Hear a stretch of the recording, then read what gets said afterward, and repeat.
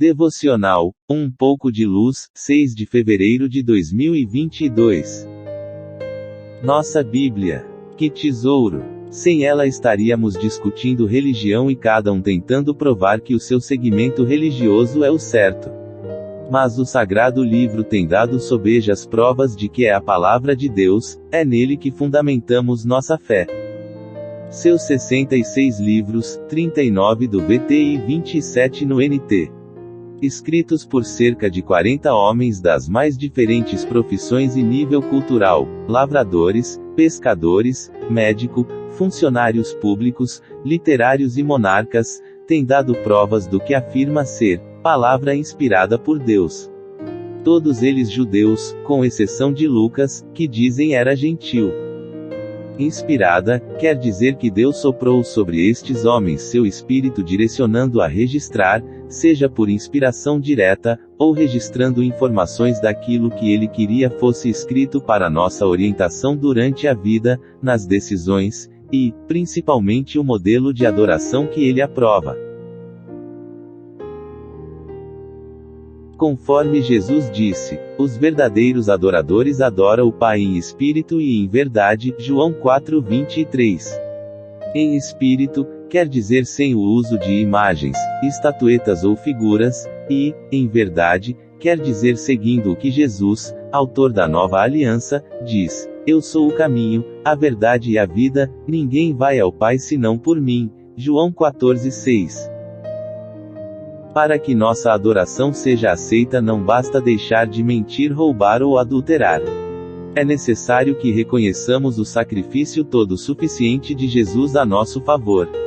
Quando nascemos da carne não nascemos filhos de Deus. É necessário nascer de novo, disse Jesus, João 3:3. Então, todos que o recebem como Senhor e Salvador lhes é dado o direito de se tornarem filhos de Deus, João 1:12. Há 50 anos atrás, no dia da Bíblia, ouvi pela primeira vez, através do pastor Ivan, um sermão em que discorria detalhadamente sobre François Voltaire, 1694 a 1778, famoso filósofo francês, crítico ferrenho do cristianismo, que disse que com o desenvolvimento das ciências, em 100 anos não haverá nenhuma Bíblia na Terra, senão nas prateleiras, vitrinas e amostras de museus, para ser investigada por algum curioso em antiguidades. Como todo profeta de Baal, sua profecia falhou. Ironicamente, após a morte de Voltaire, sua casa virou depósito de Bíblias, e hoje, passados 3 séculos, a Bíblia é o livro mais distribuído, vendido e lido em todo o mundo. Como se deu com sua escrita, pessoas das mais diferentes profissões e nível cultural, desde o semi-alfabetizado até os mais nobres catedráticos, vêm lendo o sagrado livro. Cultos e ignorantes entendem a mensagem da Bíblia e adoram juntos. Pessoas das mais diferentes etnias, cor da pele ou nacionalidade, têm sido unidas e reunidas em torno da mensagem da Bíblia. Deus tem dispensado seus dons celestiais a todos que dele se aproximam. Ainda esta semana circulou um vídeo da Biblioteca Britânica, onde existe o maior acervo de livros escritos há mais de 3.000 anos. Interessante que neste museu existe um quarto de exibição de tesouros. Os tesouros a que se referem são as mais variadas traduções da Bíblia, com destaque para a versão King James, Rei Tiago, o monarca inglês que em 1611, sem deixar a linguagem clássica, traduziu a Bíblia numa linguagem compreensiva, traduzindo termos do grego e hebraico compreensivos a todas as pessoas.